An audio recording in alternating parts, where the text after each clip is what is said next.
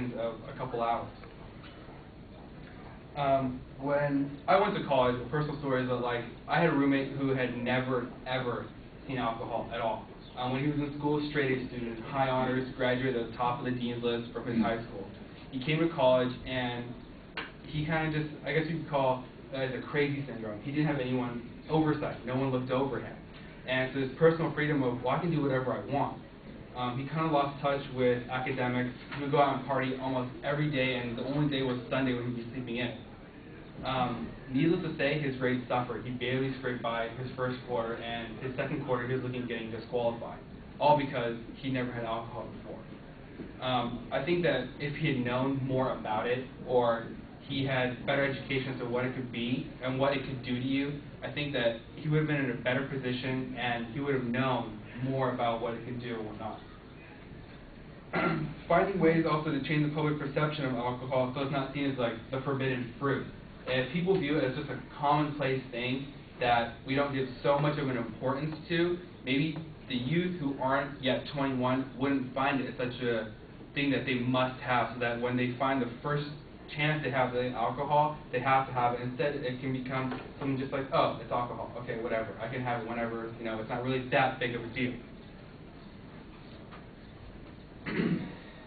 So, I present to you some facts and statistics about alcohol and the studies in relation to alcohol, the drinking and driving, and the correlating studies of why you should keep the drinking age at 21, and the possible changes you can probably try and implement with the general public to see its effectiveness in deterring death and injuries related to alcohol. Based on my findings and research, I can agree with the national government's 1984 decision to keep the drinking age at 21. Thank you.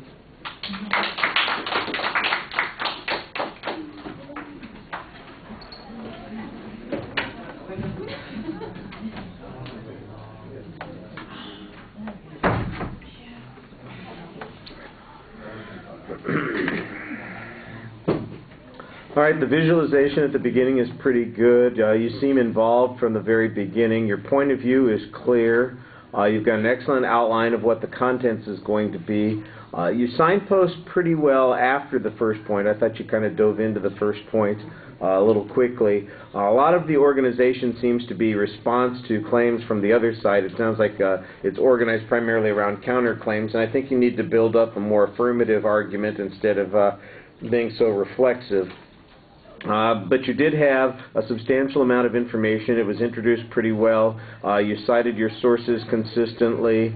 I think you could have gotten a little bit more emotional appeal into the argument. The one example that you have right at the end about your former roommate is an illustration that works okay, but it's not, you know, it seems like it's coming at the end of the speech instead of being integrated into different places in the presentation. Your eye contact and your delivery skills are pretty solid for the most part. It is 12 minutes, so you are going a little bit over. All right, thank you.